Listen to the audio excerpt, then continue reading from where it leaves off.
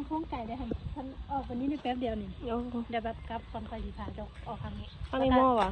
หม้อแล้วมันก็จอดบังคอยซีบอกนะมีคนอยู่หรอวะค่อยอยู่จะอยู่นี่เลยวะปัจจุบันไม่ค่อยอยู่นี่ได้เข้าสมัครก็เลยว่าหน้าขึ้นเลยเขาได้ก็จะห่องเขาได้ก็ราคาเป็ดเสียถ้าเจียวให้เขาก็รูดให้รูดได้เท่าไหร่รูดได้750,000แล้วใบตาดินอย่างเขาเป็นคนแลนจะเล่นทับเบิดนี่มันมีดินจีมีอย่างแหมให้พร้อมอันนี้แฮมเบิดเนาะเป็นดินจีเป็นยังนี่แฮมทับเบิดเลยเนาะแม่แล้วเจ้าของนอนก่อนนี่ก็ของนอนบอกของนอน3 ห้องนอน3 ห้องนอนอันนี้ห้องนอนอันนี้ห้องนอนอ่ะตัวนี้ห้องนอนเขาเก็บไว้ตัวนี้เป็นห้องโถงจะเป็นห้องโถงห้องนอนห้องนี้กับห้องนี้กับห้องนี้เนาะ3 ห้อง1 ห้อง2 ห้องเขาจะขั้นนี่แล้วนี่ตัวนี้เป็นห้องนอน1 ห้อง2 ห้อง3 ห้องก็มองเขายืนนี่แล้วห้องนั้นเป็นห้องน้ำเนาะมันจะอยู่เนาะธรรมดามันที่เป็นประตูลงไปทางครัวเนาะแต่ว่าเขาเอาทรายเข้าแล้วเขาอัดไว้ก่อนหลังจากภายในแล้วเขาเจาะเขาเจาะเพราะว่าเขาอยู่ก่อนเนาะแม่แล้วเจาะนี่ลงไปห้องนอนเขาที่เฮ็ดเป็นทางครัวอนาคตต่อไปก็ได้ห้องดุมหุ่นเดี๋ยวนี้เป็นห้องนอนเลยเนาะแม่แล้วในข้างบ้านยังกว้างอยู่ในข้างบ้านเสวยที่เขาเจาะธรรมดามันอยู่7.5%ว่าซั่นมันออกได้2 ครั้งจักปีแล้วอันนี้นี่นะเฮ็ดนี่นะฮอดปีแล้วบ่ประมาณ2 ปีปลายเข้า3 ปี2 ปีไปเข้า3 ปีค่อยๆเฮ็ดไปเนาะได้ถ้าว่าอันสนใจซื้อแบบดิจิหรืออย่างเขาให้เบิดเลยดูดอนไฟใกล้ๆนี่มาเบิ่งฮะเขาได้ก่อนนาทีนะข้างนี้เขาได้ยาวข้างนี้16ข้างนี้18 16อันนี้เนาะกว้าง16ยาวกว้าง16แต่ยาวเขาไปลึกเขาไป18เนาะมาแล้วมีผักมีหน่อมีหยังให้กินดอกมีต้นไม้ต้นไม้ค่ะมีอย่างบักหลายนั่นจะเป็นสาวโสดหรือจังใดจ้ะค่อยได้ลูก2 คนได้ลูกแล้วเนาะได้ลูกปกได้คือเราเป็นผู้สาวโสดอยู่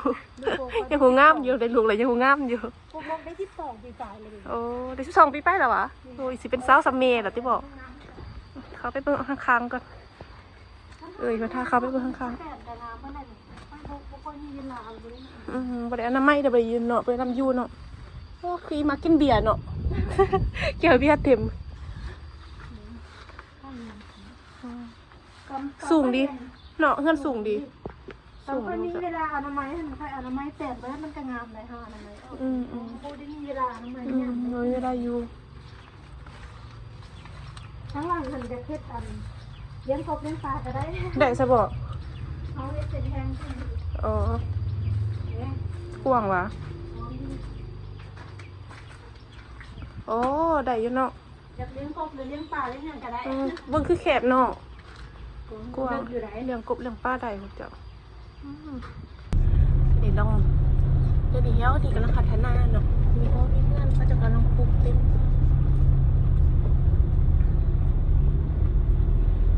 เสวยอยู่นี่อยู่ดินนี่กะละติกะมาเบิ่งนี่ก็อยู่แคมป์ของงานเบียร์ลาว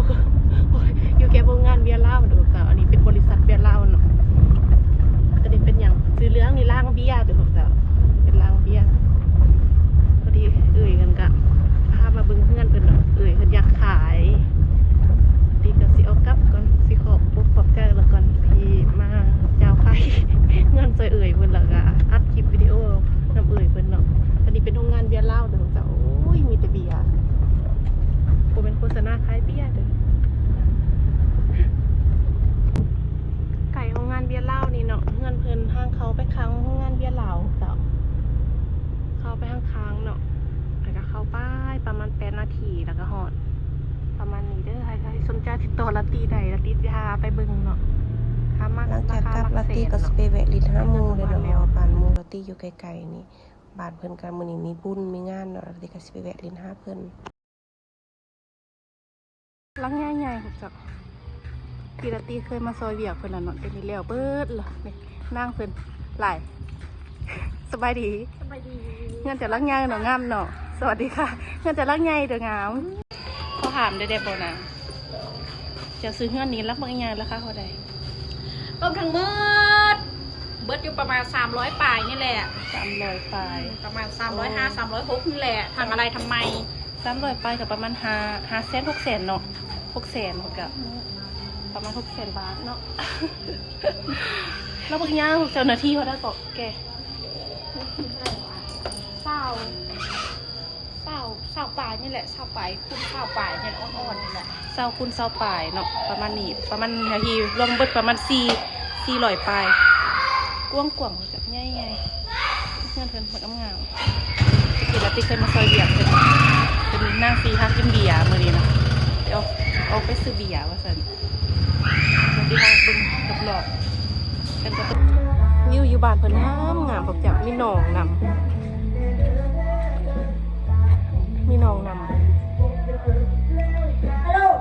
ฮัลโหล มีหลังบาทเพิ่นเนาะมาประกวดฮัลโหลมื้อนี้มาหาสิไปซื้อเบียร์หวะหาตังวงเจ้านั่งสิหาตังวงมาหายามนัดตังวงตลอด พาซิง มาแวะหาเพิ่น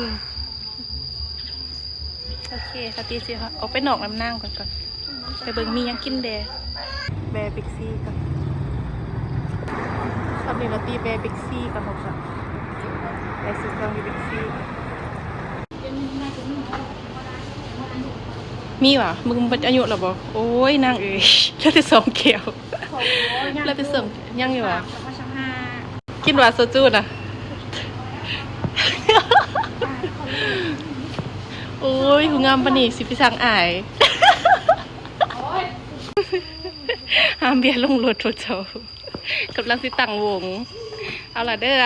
อ2คนเฮาแองมาเด้อนำมาเด้อบุญสงเหือบุญหันหลวงเหรอน้องให้เหรอดงคำสางบุญสงเหือดงคำสาง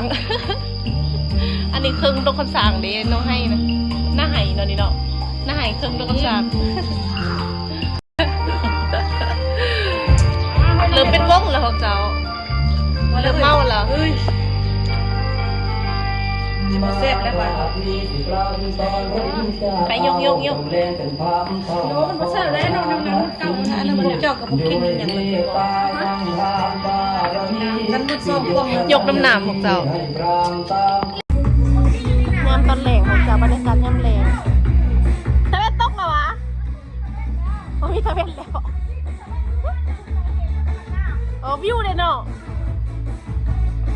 เราว่ามูละตีว่าเนี่ยมันตะเวนสิตุกคันเราเจ้ามีวิวแบบงามเหมือนแบบนี้อย่างเงี้ยแต่ละตีพันเห็นซ้ำเมาลิ้นกับมูอากาลิ้นแล้วก็พันเดนนั่นซ้ำ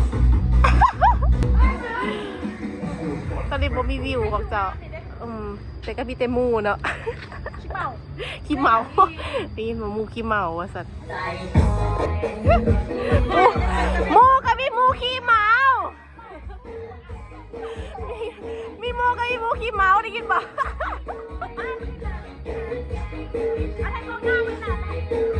อยู่น้ำเลยมากินเบียร์น้ำมูเด็กพอดี